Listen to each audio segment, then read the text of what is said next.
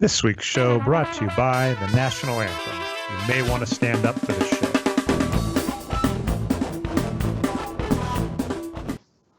Welcome back to another Boxscore Geeks show. I'm your host, Dre Alvarez, and officially we did release a show last week, but I think we lost a week in there because of technical difficulties. So we are back to talk the ever topical news about Colin Kaepernick. I'm sure you're not sick of that. And don't worry, after that, we're going to actually jump into the NBA season because, as Brian noted a few weeks ago, we are now closer to the NBA season than we are further from it in this offseason. So stick around. I may even put the timestamp in the show notes as to when we actually start talking NBA. I'm your host, Ray Alvarez, as I said. Back again, NBA geek, Patrick Minton. Say hey, Patrick. Hey, how's it going? And then, as always, we are produced by our own voice of God, Brian Foster. You can find on Twitter as Boxscore Brian. Say hey, Brian.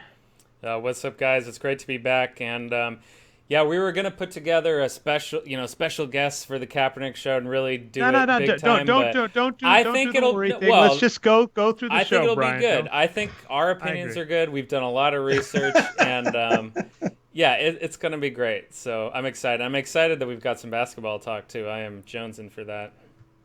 As a wise man. I was going to say, Brian, I'm actually just giving advice, even though I fail at this all the time. It's like, don't apologize for the dish you serve people and say, I meant to make this and this. Just give the dish, and if they enjoy it, they enjoy it. That's fair. All right, you're actually gonna start us off on this one. There is a ton of Kaepernick news. Obviously, we didn't talk it for the last couple of weeks, and a bunch has happened. Maybe the story's dead. I doubt it, but we'll see. So, Brian, lead us in. Well, it's only been going for about a week. Well, I guess about a week and a half now, starting with the game before last. But yeah, I think it has kind of reached an equilibrium. So I just wanted to run through everything that's happened for people that haven't been following it as closely as us. And again, like, this is kind of a media commentary sort of story to me.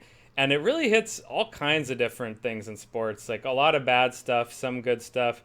This story has somehow just really run the full gamut. So yeah, I'll get into that. And so, for those who haven't been paying attention for whatever reason, Colin Kaepernick, to protest police brutality, he's been taking a seat during the national anthem during the NFL preseason. And about 3 weeks in, people started to notice it and call him out on it. And he was ready. It took him. I didn't realize that part, Brian. It took him 3 weeks. All right. Well, maybe 2 weeks. But at any rate, the time that it became a news story was not the first time he had done it, because he was not publicizing it. He was just doing it as a quiet protest. So anyway, but he was prepared to talk about it, so maybe he was ready for it. I don't know. And yeah, everything blew up after that from all angles, and we got a lot of articles, we got a lot of hot takes, and here's just some of them that I wanted to go through, and we'll have all this in the links and let you guys comment afterwards. So there's a lot of thought pieces, and I think the big one that got a lot of attention is Bomani Jones, who, as usual, writes very well and thoughtful on these kind of things. And he had an article on The Undefeated, and a quote I pulled from that is, "To oppose racism is righteous, to deny its existence, no matter the reason, is cowardice. To treat a peaceful protest like an act of war against whiteness on America, notions used interchangeably in this debate, which is problematic, is hypocrisy." And he wrote a lot more thoughtful stuff on that as well. Kareem Abdul-Jabbar himself, shout out to my mom, by the way, who is his classmate in college back when he was Lou Alcindor. He's been writing a lot of great stuff on sports and society the last few years, and he wrote that what in the Washington Post, by the way, what should horrify Americans is not Kaepernick's choice to remain seated during the national anthem, but that nearly 50 years after Ali was banned from boxing for his stance, and Tommy Smith and John Collar's raised fist causes public osterization and numerous death threats, we still find the need to call attention to the same racist inequalities. Failure to fix this is really what's un-American here. And there's, this is a local story for me. So well, actually, before we get to that, website we've been talking about a lot is theroot.com. Patrick, I think some of the guys we were talking to come on the show right there. But this particular article I'm quoting from is Jason Johnson. And what he talked about is the national anthem itself is a racist song. And he quoted one of his own articles from earlier in the year on that. The federal government hasn't done enough to protest African Americans in the face of institutional racism, and Kaepernick knows that just because he's a wealthy athlete doesn't mean he's not endangered by police brutality and racial discrimination. Just ask tennis star James Blake or the Atlanta Hawks' I Thabo was sure that guy Cephalosha. was going to bring up. Yeah, exactly. And Yeah, that's and in particular, yeah, the money they make is like so irrelevant. And that's what makes his activism so brave. Kaepernick's, that is. He has nothing to fall back on. He's not a champion. He's not the face of the NFL. Heck, he's not even a starter on his own team. So, yeah, he talked about the history of the song itself, which is really interesting to me, too. So, again, I was saying local guys. Marcus Thompson, who's a great writer who writes about the NBA here, he wrote that his Iraq War veteran sister now spends her time helping veterans because, quote, too many Americans feel like honoring veterans happens during the national anthem at sports events because our affection for the soldiers and their sacrifices mostly combined to a 2-minute rendition of the song. So he kind of had a call to action. And then also Phil Taylor on his own blog on WordPress said there's been so much less attention paid to what Kaepernick said than whether he actually has any business saying it, which is a debate we shouldn't feel the need to have in this country. So I guess that was kind of a lot, so I don't know if you guys want to respond before we go into the next angle, but those were kind of, my favorite racial angle pieces written about Kaepernick. My favorite racial angle. That's there's other angles that we'll get to. Polite way of putting it. Yeah. I don't really want to talk too much about race, but I would like to say something, and I feel like this has been it started at 9/11 in 2001, and it has gotten worse ever since. That we've become a nation not of patriots, but of people who try to act like patriots, especially in public. And if you don't do all the public rituals that supposedly make you patriot, you suddenly become a bad person. And we no longer measure patriotism by the things you do for your country. And by the way, like the various oaths of office say enemies both foreign and domestic. So we no longer are a nation full of people who do patriotic things. We're a nation full of people who pretend to be patriots by fulfilling patriotic rituals. And it's very similar to the same kinds of things that happen in many religious institutions, where after a certain length of time, it becomes not about the spirit of what that religion stands for, but it becomes about the fulfillment of rituals, about going to church and doing the things and not living the life. And I believe that practically everyone that spoke out against Kaepernick, and I don't really care what their color is, but practically every single one of them that spoke out against them isn't actually acting in a true patriotic sense. They're simply pounding their chests and fulfilling the rituals of patriotism, and they're not the same thing at all. And I get really pissed off when I think about the people who have literally bled and died for this country, and then the other people who take those people's names and try to pretend that they know what those people in their hearts bled and died for, and try to pretend that it was about rituals, that it was about whether you're standing or sitting at the national anthem and whether you're putting your hand on your heart. And that's not the bullshit that they died for.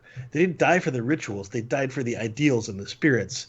And I honestly don't care which side of the racial divide you're on. If you don't believe in those spirits, then I don't really care how many of the rituals you fulfill. You're just a sham. And to steal my own thunder a little bit. Oh, go ahead, Dre. I was going to say, I absolutely love the ritual point, Patrick. And are either of you a fan of this? It's a real TV show, and it started off on College Humor. It's a guy named Adam, I believe, Conover, and it's Adam Ruins Everything.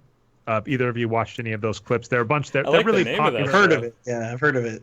He did one on airport security in the TSA, and there's actually an official term called security theater, or I believe is how it was phrased. Yeah. I may be getting the term wrong. I'll include the link. But what he said is the exact point, where when you go through the TSA line, making you take off your shoes, making you put your liquids in a little pouch, whatever, going through the line does nothing. And they've done study after study after study that shows how ineffective all of these methods are, even at the things they're trying to stop, let alone the things they don't know about. And he says the whole purpose of the TSA is to basically convince everybody they're safe by putting on this big show. And I feel that applied 100% to what you just said about the national anthem, where if all of us stand up in the middle of a baseball game or a football game or a basketball game and put our hands on our hearts and listen to someone sing, it proves we're patriotic. And that's a show without actually dealing with any of the underlying things. By the way, other note, because Brian, you went over the history, ESPN in 2011 actually had an article that explained why the national anthem got big. And it was actually during World War One, where during the Yeah. seventh inning stretch, the band just decided to play it, and a couple of people in the audience, I believe veterans, I could be wrong, actually stood at attention to the flag.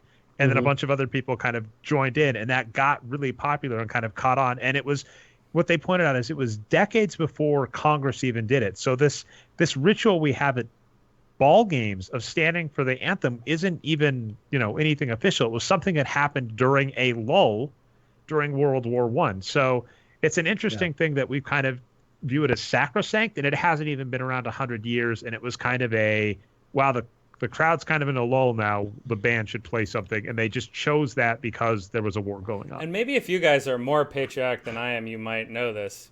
But isn't it not the original national anthem? Wasn't "O No, Columbia" no, it's not. or No, something it's like not. that? The original, something with Columbia, who is It the wasn't until 1933 that it was Yeah. made the official national anthem. So it hasn't even been around that long. But yeah, And it was, I agree. I mean, it basically before that, I mean, it probably falls in the same sort of, vein as, what is that? My Country 'Tis of Thee, and those songs. I mean, um, it was a poem written by a racist. It's a very racist poem written by a racist that then people later, put to the music. I believe the music was originally an old, like, dumb English song, like kind of a corny English song that they put the poem's music to, right?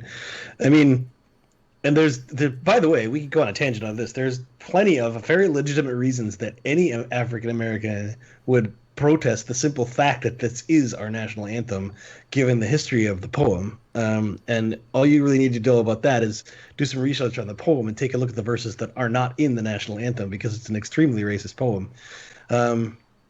And there's like verses that are all about like slaves getting killed and how happy he is to see the slaves' blood being spilled, and like it's really crazy stuff.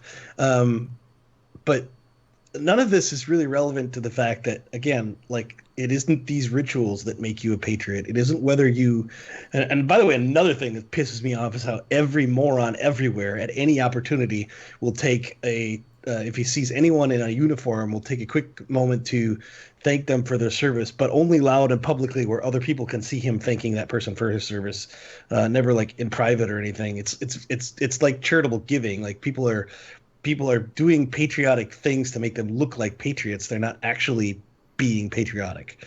I mean, I think we all of us greatly appreciate the sacrifices that our veterans have made for this country. But I mean, you don't have to like preen about it anytime you see a veteran, and corporations are particularly, shall I say, superficial about this, and very opportunistic, shall I say, about thanking veterans for their service. And and it's like, I think they could use maybe less of your thanks, and maybe we could use more of you, like, trying to actually do something to end PTSD or get veterans help that they need. I mean, like the VA system is a mess.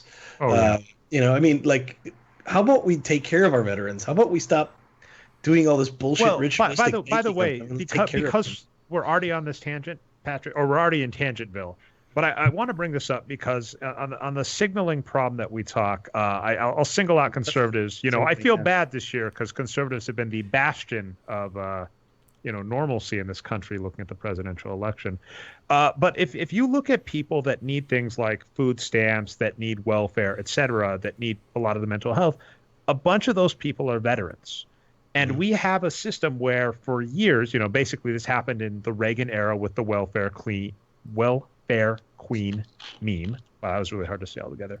Where there was this image of a black person a black mother exploiting the system, and that's why we got to cut off these public funds to these freeloaders. And really, many of the people that used these systems and benefited from them were veterans. So we have people that simultaneously go, how unpatriotic of you, how respect our veterans, stand for this anthem at this game. Yeah. And if you ask veterans, they'd go, well, that's nice, we appreciate it, but you go, we could, I have mental disorders from my time in the service. I have just not even mental, just physical problems that I have from getting injured, whatever. I have other problems I have, and there used to be money, and you've been chopping those off for, let's be candid, very racist reasons. Maybe actually think about that, but we're not going to see that happen. Sorry. Pessimismville. We had two viewers, by the way, and this subject dropped us to one. I'm not surprised. One of them is probably a.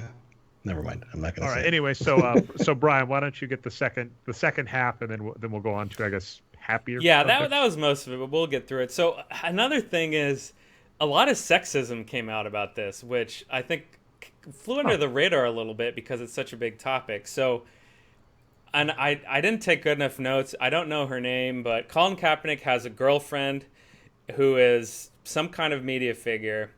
And according to a lot of people, and I want to specifically point out Grant Cohn of the Santa Rosa Press Democrat, who is tweeting about this, is that everyone's saying, oh, the reason he's behaving it this way is because he has this new girlfriend and she's corrupting him to do it. She caused him to become a vegan, which also led to his weight loss, so he's not as vigorous as he used to be. She caused him to become activist and led to his downfall in his play. And that, I mean, I don't need to say too much more about that, but a lot of people have been writing that, and that's just clearly ridiculous that, we're gonna Well, I'd like to say I don't think it's ridiculous that a person might change because they meet someone, they fall in love, and they decide that Sure. they, it's totally reasonable that you might meet somebody who makes you change your worldview about things, but it's his decision. It doesn't make any of those bad things, right? Yeah. And I think football in particular is a pretty basketball's got it too, but football might be the worst in terms of having this sort of meme about it that you can't let your love life get in the way of football. That's you know right. what I mean? What's the I don't know how many of you watch Ballers, but in episode 1 or 2 of season 1, there's a thing where a coach asks a player what are the things he values most in life, and the player says God, football, family, and then the coach says, yeah, I'm glad you put it in that order because that's the way it belongs, right? And it's I mean, this is I feel like this is done a lot in football, and it's players in any sport, football or whatever, make tons of personal sacrifices. I mean, in terms of their personal life in order to play the sports, because let's be honest, you have to spend so much time on the road, etc. You miss your kids growing up and things like that. And sure, they're well compensated for it, but that doesn't diminish the sacrifices that they've made. And I don't know, to blame his girlfriend or wife or whatever is, I don't know. It's both an insult to her and him, I guess. That's right. Go ahead, Dre.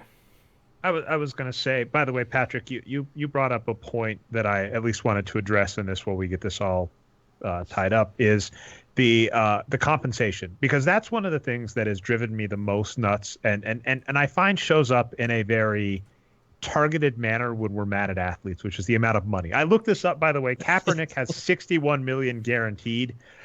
And he's his contract's for another 6 years. Normal money for a starting quarterback in the NFL nowadays, right? I mean, the guaranteed part's the huge, but yeah, you're right. But I was okay. That's huge because in the last few years that's sort of been phasing in, but that's pretty much the last CBA, where essentially the NFL players all decided to screw over the rookies, and the rookies get almost nothing.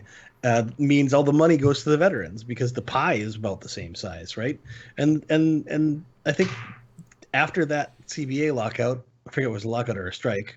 There's a lockout. I think I don't think it even got there. About the players just made a deal where, wow, that's going to be really bad for rookies but great for veterans. And so if you're a guy who made it to your rookie contract, and after your rookie contract you were a starting quarterback, that's the kind of money you're going to make nowadays. That's just the way it is, right? But anyway, so I agree. I was just saying, what really bugs me is they're getting paid, ergo nothing they're doing or saying matters, and that to me is such a bizarre one, because Brian, this is obviously where we get into. We're gonna get into this next, yeah.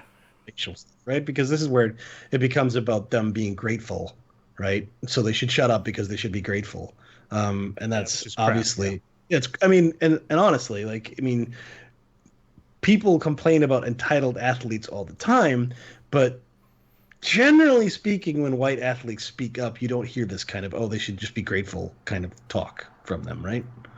You don't, and okay, I mean, part of it's because white athletes don't really need to speak up about being oppressed because they generally aren't oppressed compared to their black counterparts. But I mean, it's frankly a pretty denigrating and disgusting reaction to that, in my opinion.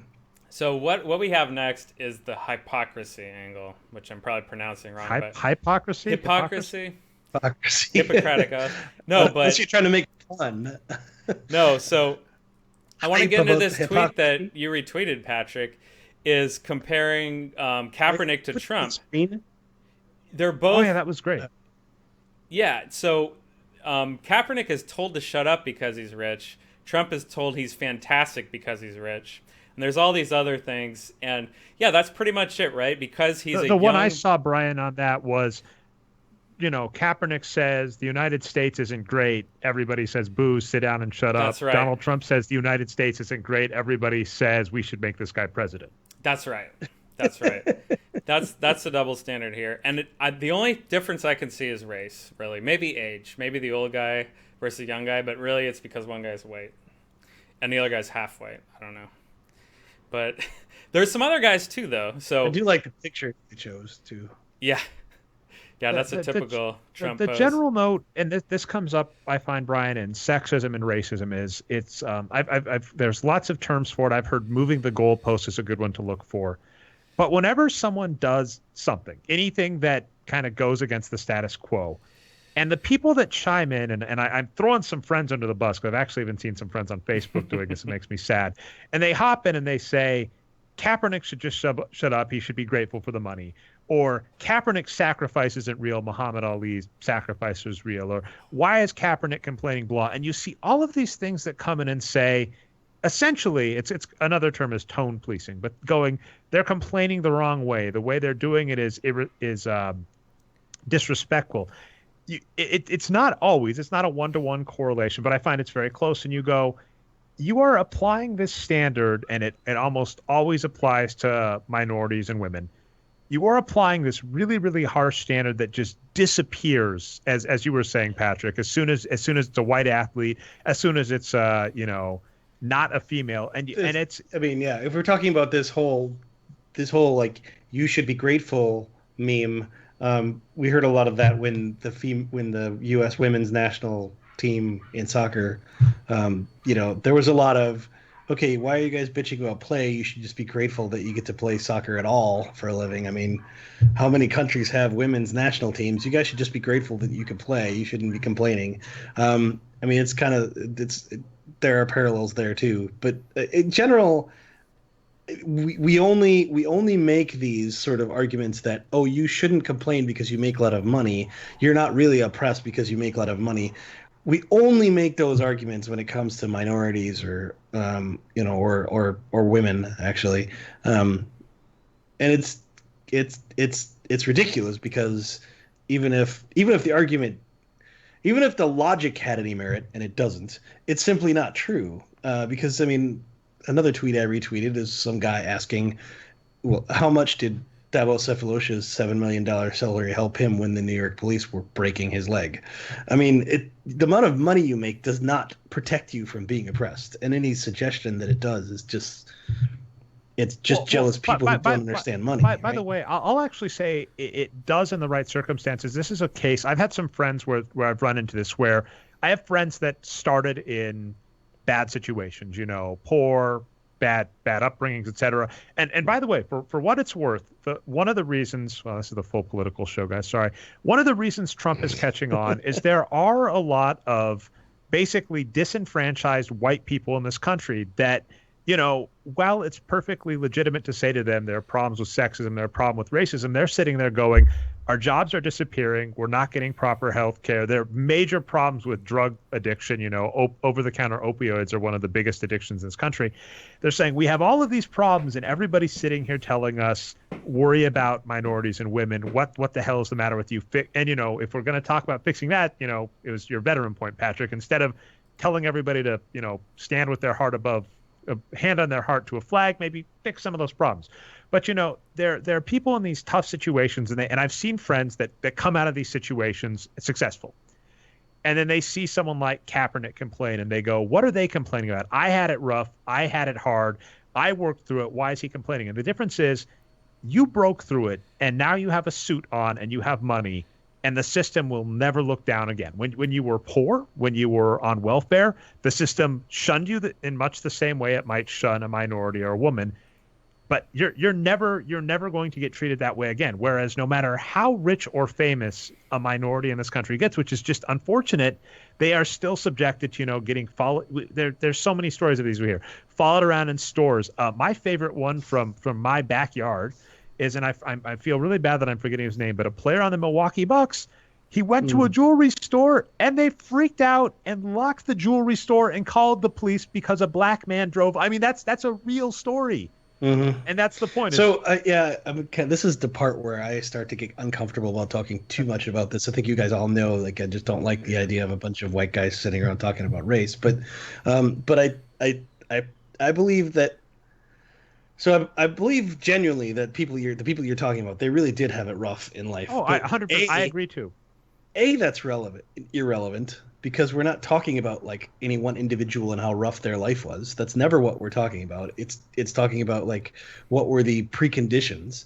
And B, even if they fought their way out of it, the suggestion that, for instance, it was just as hard for them to fight their way out of it as it would have been for a person of color in the same situation is probably ludicrous. Let's be honest. I mean, if you're a poor white man, the odds that you might struggle and get out of it and, and find a job and get lucky are way higher than if you were a poor black man. There's a fantastic video. I don't know, Brian, if you've seen it. If you can track it down, I'll do my best for the notes. But they do it with Legos where they basically say, if you talk about class mobility, which is what you're talking about, Patrick, they do an example of it basically based on race using Lego figures as an example. It's one of the best videos I've ever seen. It's just this thing about people could talk about all these terrible things that happened to them and how they were able to overcome them. And so therefore everyone should be able to overcome them, and that they don't understand why anyone else is bitching about things. And yes, those things generally, they were terrible things that generally did happen to him. Your dad died when you were 2 and your mom left you and all these kinds of things. But they don't understand is those exact same terrible things could have happened to a minority person, and that person from those exact same circumstances would have been way worse off than you were, and it's not even close.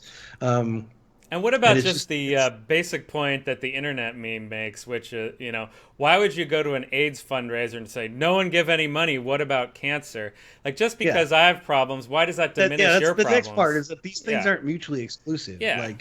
Like, and part of it is that particular class of people you're talking about, part of the problem is that none of the solutions to their problem are things that they want to hear. So if you're a guy with a pretty good job in a coal mining factory or a coal mine, and you make decent money compared to like a person who's, doing a minimum wage job or whatever. But the reality is your job is going away. And the reality is Donald Trump ain't bringing it back. Mitt Romney ain't bringing it back. Nobody's bringing that job back. It's going away. It's gone, and nothing anyone can do will bring that job back. And if you look at the way the world works, you can say, well, maybe what we really should be doing is figuring out how to train all these people to work for solar companies, because there's probably enough open jobs in solar companies right now to give every single person in a coal mine a job, plus more, plus the ones that are sitting on the sidelines waiting for jobs. But that's not what they want to hear, because that's not the world they know. That's not what they grew up to. It's not the aspirations that they have. And those people are looking for an easy demographic to blame. Right. And that's definitely an easy way out. And obviously the fear mongering, et cetera, that just plays right into it. It's much easier to believe that there's no coal mining jobs because the Chinese are taking them all away from us than it is to believe that there's no coal mining jobs because coal as an industry is just on the decline, and it will continue to be on the decline no matter what we do. Because the one answer is kind of satisfying. It feels like you can do something about that by negotiating trade deals with China. And the other answer is, well, unfortunately, there's nothing we can do about this. This is very similar to arguments about terrorism, right? Where, I mean, the reality is that there will always be nut jobs and crazy people who will be willing to die themselves in order to kill other people. And there's practically nothing you can do to ever end that. No matter how many wars you win against ISIS or Al Qaeda or whoever, there will always be more. What was the second one you said there? Al Qaeda? Isn't it Al Qaeda? Qaeda, sorry. I think you just added a syllable. That's interesting. Different. Anyways, that was the most needless stop ever. But anyway, continue. And statistically speaking, terrorism is not even that high compared to previous centuries, right? If you gave me the magic bullet to fix something in the world, terrorism probably wouldn't even make my top fucking 50. That's right. Right? That's like right. if I had the magic bullet and can make driverless cars like a finished technology, I would save like 3 million people a year. Like easily, right? I mean, that's probably just counting like Western civilization. Forget about like all the other developing countries that are just now adopting mass transit and roads and things like that. I mean, terrorism wouldn't make my top 50 of things I would fix if you gave me a magic bullet for it. All right, so Brian, I'm going to let you, unless if you've got another full thing on Kaepernick, I might even say we cut it. I'll let you get the exclamation point on the segment, and then we're going to talk basketball. And hopefully, I'm going to be naive. I'm going to hope this is the last major race prominent black athlete getting needlessly scrutinized by the media. I'm going to hope it's the last time that happens this season, Brian. I'm going to we'll put up a number of what I'm going to be the last time this week. I know. All right, we'll run through this. Okay, that was clearly sarcastic, Patrick. Anyway, continue. Here's some other hypocrites here. Tony Stewart, the driver, of course, he criticized Kaepernick heavily. He actually killed a guy racing semi-intentionally. So of course, but not standing for the flag is way worse than what he did. Ben Roethlisberger, the accused rapist, also criticized Kaepernick. Twice. Yeah.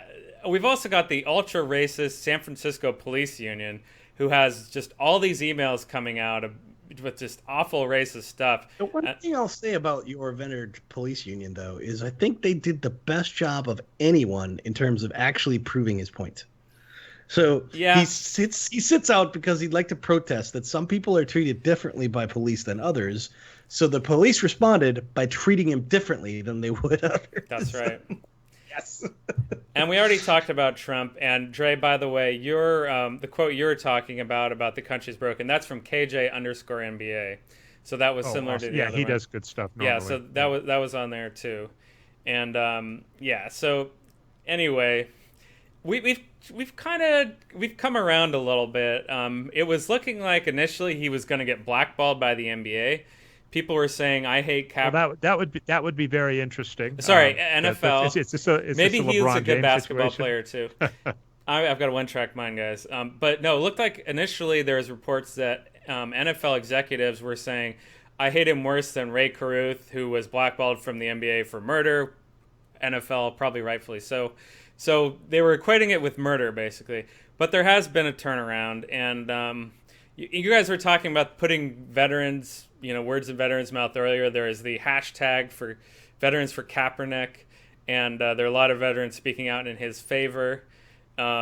Jason Whitlock tried to call him out in a press conference, got ignored, so that was great. And of course, let's finally get to the economic angle, which we always want to talk about. His jersey sales have skyrocketed to being the #1 selling jersey in the NFL. So, by the way, this is actually a fun economic sports topic to kind of launch off onto briefly, Brian. And I'm going to let that be the end. Those were all great things. Brian did amazing research. And I just got two more things, Drake. You got two. I'll let you get your two last, and then I'm going to talk jerseys, okay? Don't let me get away without talking jerseys. We'll get back to jerseys, but he is going to donate all those jersey sales to, I don't think he said what causes yet, but some kind of community Does he even get all that money? I didn't think he did either, but it looks like he. I don't think he gets some of it. He maybe gets a cut, but I think what the team gets dwarfs what he gets. And here's my favorite part about it: he grew out his afro big time during all this, and it looks great. And Rodney Harrison, former NFL player and commentator, said he wasn't even black. So why is he saying this? Well, I hope that afro showed Rodney Harrison how black he really is.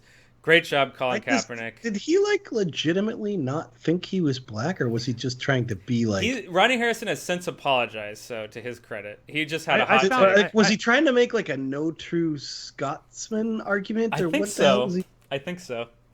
but he's apologized, so we'll give him some credit for that. All right. So, by the way, this gets into like wrestling territory, Brian, on the Let's go jerseys. jerseys, yeah. At least according to Rodney Fort, who is a sports economist, I have a lot of respect for. He wrote a book back on like the 11 biggest myths. A fantastic concept. I've read through the book. It's a little tough to read through, but it is a fantastic book, at least in terms of putting us out there. He said that Kaepernick, it doesn't matter, that essentially the jersey sales are evenly distributed among teams, and it's up to the teams how to do them. So that means nothing to Kaepernick. And he said, as far as he knows, that's how it goes in every league. So this is fascinating to me because one of the biggest myths in sports is the superstar. This idea that a superstar is going to convince people to watch your team. And we've said, well, that's true if they win, but if they don't win, no one gives a damn. And what's amazing based on Rodney Fort, and I'll include the link to the tweet, Brian, he and I had a little back and forth, is that this basically means it doesn't matter if there's a superstar like Kobe whose jersey sales are just flying off the tables, flying up the charts. I don't know. It doesn't matter for someone like Kobe because there will always be those jersey sales are just split, right? It's in Major League Baseball, for instance, there's revenue sharing. So in any case where you run into this major revenue sharing, it turns out that you can't argue for an individual player mattering. So either that was fascinating for jersey sales and had to get that kind of tangent in. Yeah, I wonder what really happened. Maybe he's just giving his 1/30th or 32nd or 53rd. Well, I guess. I mean, the point I'm giving is he can give his jersey revenue away, but his jersey sales going up aren't going to directly impact him with how the revenue sharing works. That's true. Like I said, Rodney Fort says that's true as far as he knows in all the major leagues. And that's also important because, I've seen some people argue, well, he was just doing this for attention. See his jersey sales? Well, his jersey sales aren't making him money. Him getting another contract will. I have no soft landing into basketball, Brian, so I'm just going to plow ahead. A team that I've been meaning to write about that I haven't been able to yet is the Bulls, the Chicago Bulls. As you mentioned, we have some tools in the works, and Basketball Reference does actually have a bunch of the rosters up now. So we're gonna the next couple of weeks, we're actually gonna work towards getting the new rosters in so we can start showing the upcoming season, have that empty 2017 season ready to go for you, and then as soon as the games come in, we can start putting that data in. But the Bulls are my favorite team, and I wanted to throw this out to the group. Basically, teams that have really big ranges on what could happen. And we've got a couple that as a group we could throw out. It's just a fun game. I'm going to start with the Bulls. The reason the Bulls are exciting to me is I think they could win not the West. They could win the East if everything goes right. Let me give my conditions. If Rajon Rondo plays like a star, Jimmy Butler comes back healthy, if Dwayne Wade, this is one of the roughest ones, if Dwayne Wade decides to basically stop putting so much of the burden on himself and just play small forward, not shoot as much, and actually do all the other things he does well, defense, rebounds, etc. If you look at his last year, really, he would have been a really good player, except he was shooting horrendously. So if Dwayne Wade steps into the small forward role and doesn't try and dominate the ball as much and leaves that to Rajon Rondo and Jimmy Butler, and then, of course, if did they get Robin Lopez, right? Robin Lopez plays well, and I believe Mirotic ages correctly. They're in fantastic shape. That team could be great. Now, alternatively, Rajon Rondo could not get the ball. Jimmy Butler and Dwayne Wade decide to dominate. So Rajon Rondo doesn't get the ball, and we have Dallas 2.0 go off. Like I said, Wade decides to dominate the ball. I can't tell if Patrick is scratching his chin or making. I'm thinking. I'm doing the supervillain goatee scratch, but with Okay, if Wade decides he still needs to dominate the ball and basically turns into kind of a not as bad as Derrick Rose, but a lesser Derrick Rose, and then we have the injury concerns with Jimmy Butler and Robin Lopez. If all of that happens, they could be a horrible team and miss the playoffs again. So those are the two ranges, and I'm really excited to see what happens. So Patrick, that's a lot of ranges. Yeah. Yep. So any thoughts on that, and then any other? Then you had a team too. Yeah, I think you're very right. Like it's like guys like Dwayne Wade, who traditionally have been really great, and then age caught up with them. They can always kind of surprise you. And like remember Kobe in that last season before he got injured with he was the year before, and then like 2 years before that he'd been like pretty terrible and totally overrated despite his like incredible scoring totals. And so we thought the Lakers were going nowhere. And then Kobe was like at the age of, what was it, 34 at the time, had his best season since his MVP season.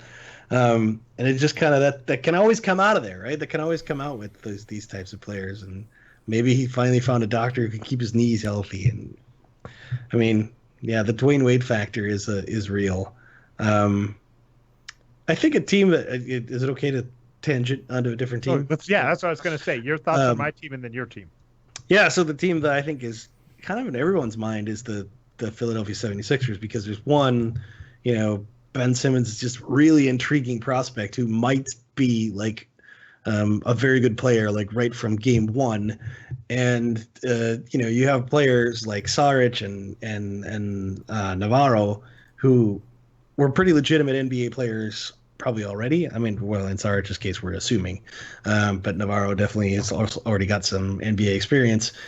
And it's kind of like, what it very much looks like that's going to be a really interesting team to watch. But it could also go another way, right? It could be like also Saric, is in foul trouble constantly because he can't adjust to the NBA defenses. Could be that Simmons isn't as good as we think he is when he's not playing against college level talent. And it could go a lot of ways, but I think that could be a playoff team. And did you also you left off both Embiid and Noel, because 2 seasons ago Nerlens Noel has this great progression, great, and then dropped. Yeah. And if Noel even reverts back the way he looked like, if Noel reverts back to what he looked like 2 seasons ago with standard age curve progression, that's a star level big. And if Embiid is even just an average big, then that team's got some pieces. Now, my personal big question mark. And then what about Jahlil Okafor? I mean, how does he fit in any of this? Because we liked him. We liked him coming out of college. We liked him in college, but he was horribly overrated as a rookie. Yeah. He didn't shoot nearly as well as, like, he scored a lot of points, but he took a lot of shots to do it, which isn't a good sign when you're a big man. He had defensive rebounding problems and things like it just, and they've got a lot of people, and it's not really clear how they distribute the minutes there, because it's beginning to look like their 3 best players are all going to be big men. And so then you have this kind of ugly scenario where it's hard to keep your 3 best players on the court at the same time. What's their backcourt situation look like? Well, traditionally it's been terrible.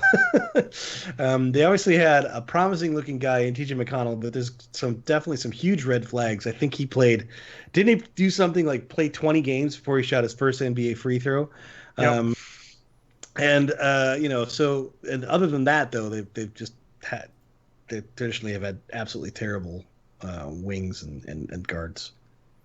Yeah, so we'll have to see. I mean, that's hopefully the role that Navarro comes in and fills, right? Of being, at the very least, a standard, competent NBA point guard. Which, I mean, I think we've said that before with, I'm thinking, what's his name? Derek Fisher, where people kind of inflate the idea that Derek Fisher was, that good. He wasn't. He was average. But when you have Shaquille O'Neal and Kobe Bryant, obviously they're a slew of good players that were on those Lakers during that three-peat. You don't need a great guard. You just need a not terrible guard. We've also called this the Utah problem, where the Utah Jazz had every good big man under the sun and didn't have someone who could hold the ball. And that's all you need, just someone who can hold and pass the ball. So I personally think they don't make the playoffs, but I mean, it would be fascinating to see if they do the Thunder model. And the other thing that will be fascinating is if they do the Thunder model, which is 3 young players take off really quick and get them to the playoffs, they'll probably follow the Thunder implosion too, where they can't afford all 3 of them and one of them goes elsewhere. All right. On that note, so last season was really fascinating to me because of what you're saying. Okafor as well, Patrick. A bunch of promising rookies just played horribly. So Jahlil Okafor, D'Angelo Russell, and then Emmanuel Mudiay. So my team that's interesting is the Nuggets. The Nuggets haven't done a ton, but obviously, was it Jokic? the amazing Serbian that played well in the playoffs. Yeah, He's great in the Olympics Olympics too, actually. Yeah. He was I would have argued he was the rookie of the year if not for Karl Anthony Towns. Karl Anthony Towns. I was just gonna say you're not. Yeah, definitely Carl Anthony. I'm Jokic saying was better per minute, but played much less minutes than Towns. So I agree with you guys. Well, also, but I mean, if we also look at both of them, Karl Anthony Towns, if I recall, started, not horribly, but started looked okay, and then towards the end, like the end of that season, the last month of the NBA season, Karl Anthony Towns had to have been a top 4 center in the league easily. Maybe. I'm trying to think who would you put. Maybe top 1. Yeah. Okay. Yeah. He was absolutely that last month of the season. He was just a complete beast. He actually his first 4 or 5 games basically had us all going, "Holy cow! It's the next Kareem Abdul-Jabbar." He was absolutely stunning. But then he just dropped off pretty badly. He hit a little bit of a wall. But then he sort of came back, and that last month he was dominating in lots of ways. And one of the best examples, and I always kind of hate to look at individual games, but it's too tempting not to. You look at that Golden State game where the Timberwolves won that game, and you look at all the times where Golden State did its traditional high pick and roll, and they get a switch, and they got the big guarding Steph Curry, and Steph Curry could barely get his shot off against Towns because Towns was just moving his feet like a madman. And he does offer that absolutely amazing, compelling mixture of power and speed and agility that you really want in a modern big man. And it's one of the reasons. Yeah, despite the fact that Jokic was maybe better per minute, I would still take Towns over Jokic. Jokic. Yeah. Well, but I'm even saying the problem with as you were pointing out, Brian, because of the minutes, is when you're a young player, you're over the place. So if you to Patrick's point, if you look at the last month of Towns versus the last month of Jokic, I believe Towns is going to be better. And so that's just the point. It's I think if Jokic had been on the court more, he might have looked a little rougher. But it's a stupid argument to have because if Jokic is in the discussion with Towns and everybody accepts Towns as this amazing player, that's good news for the Nuggets. But what I was going to say about the Nuggets is Moutier was one of the worst players in the NBA. If we even if we go by conventional wisdom, if we look at just conventional scoring statistics, he had one of the worst net points. That's the stat I like using, which looks at shot attempts versus number of points. So if you look at how many attempts he took versus how many points he got out, that ratio overall was one of the worst seasons in NBA history at that. So if Moutier can come back and even be decent, I think the Nuggets are in decent shape next season. But if he's not, if he's still not even decent, if he's a bad player, the Nuggets are still going to be hurting. So the Nuggets are, of course, one of my favorites for that.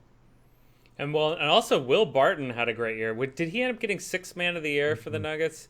He took a big step up. And Gallinari had a healthy season and put another. Who did you ask about 6th man of the season? You know who got 6th man, and that was crap. Oh, I forget, but I know Will Barton got a lot of credit. Oh, was it Jamal Crawford got Jamal Crawford. Oh, I had a rant about that. I already forgot. Oh, and you were right. Yeah, Barton had a decent season. It was kind of a step back from the season before, so hopefully he steps it up. So yeah, if Barton steps it up, Moutier is just average. I'm not even looking for great. If Moutier is an average point guard, and Barton comes back, and we still got Jokic and Fareed.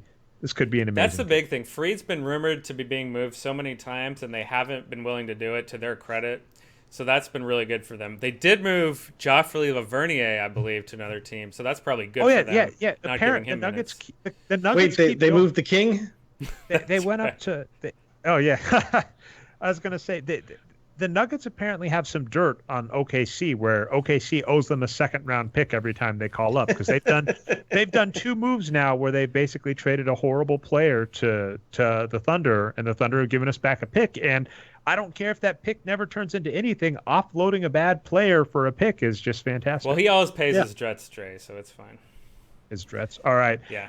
Brian, I'll give you one, and then you know what? I'll say we've had a heavy show and we had a little bit of talk the second half. So if you have a team that you think has a big range, you can defer to Patrick if you would like as well. If you don't have one, we'll finish up with that, and then that'll be our show. Now, I'm going to defer. I'm going to wait until we get our rosters uploaded and get into it. I have to do some more looking, but I liked your guys' picks, though. The Bulls especially are really interesting to me.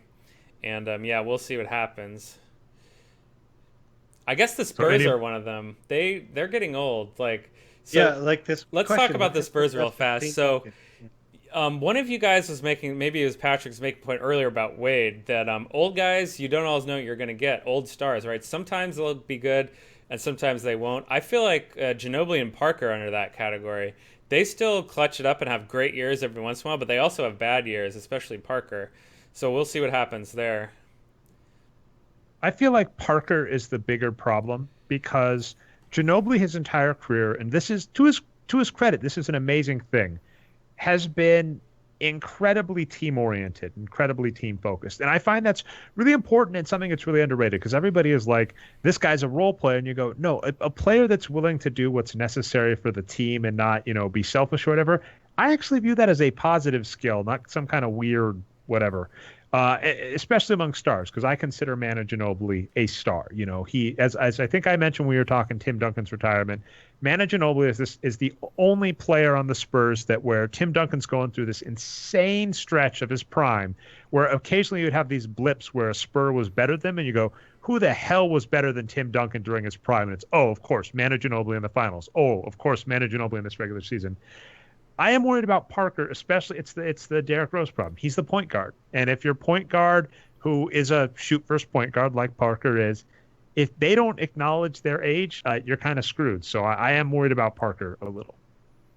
Mm-hmm. Yeah, I think that's I mean, you got to worry a little bit about Aldridge too, who's now going to be taking so many of Duncan's. Well, actually, is he?